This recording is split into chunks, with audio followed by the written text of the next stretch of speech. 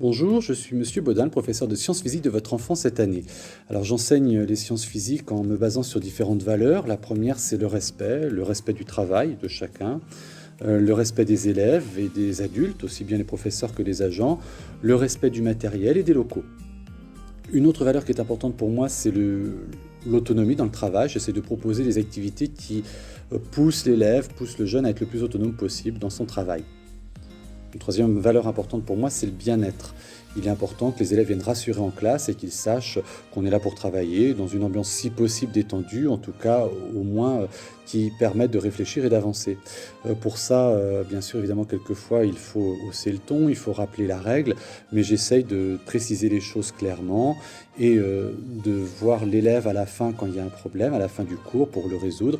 Si j'ai besoin d'aller plus loin, très souvent, je contacte les parents directement pour discuter du problème et essayer de le résoudre ensemble.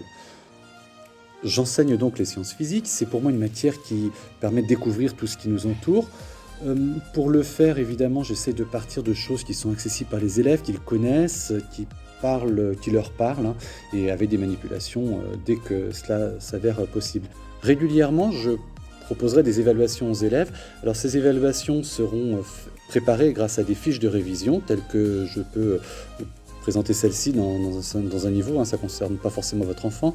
Cette fiche de révision comporte une partie avec les questions, telles qu'elles seront dans le contrôle, et une partie avec les questions et les réponses que je peux attendre, hein, qui correspondent en fait au cours. Ces évaluations sont préparées donc une semaine à l'avance pour la mémorisation. Tout ce qui est compétences sera fait au travers des différentes activités. Il y a 4 niveaux pour chacune des compétences évaluées. Alors il y a la maîtrise insuffisante, la maîtrise fragile, la maîtrise satisfaisante et enfin la très bonne maîtrise. Ça me permet aussi donc d'évaluer chacune des compétences et j'ajoute un commentaire aux évaluations pour qu'on puisse estimer les choses qui restent à faire. D'abord les progrès faits, ce qui est bien, et puis les points faibles qui restent à retravailler. Cette année en troisième, je vais diviser le programme en plusieurs parties. Il y aura d'abord quelques rappels, puis après on s'intéressera à ce que j'appelle la mécanique, l'étude du mouvement et des forces. Il y aura aussi une partie plus univers et matière avec l'infiniment grand et l'infiniment petit, et la notion d'atome, de transformation physique et chimique, et puis une partie sur l'énergie avec aussi les lois de l'électricité.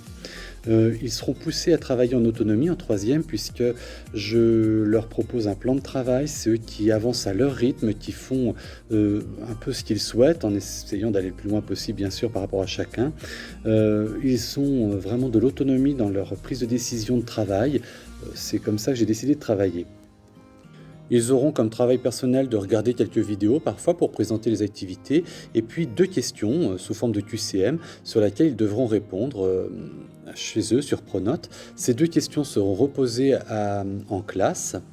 Lorsque en classe on posera ces 2 questions, ils pourront répondre par A, B, C ou D, hein, suivant leurs réponses. Ce seront donc, c'est avec le logiciel Plicker, c'est les petites cartes qu'on pourra revenir sur ces 2 questions, l'une étant tirée du sujet depuis le début de l'année et l'autre traitant du cours précédent.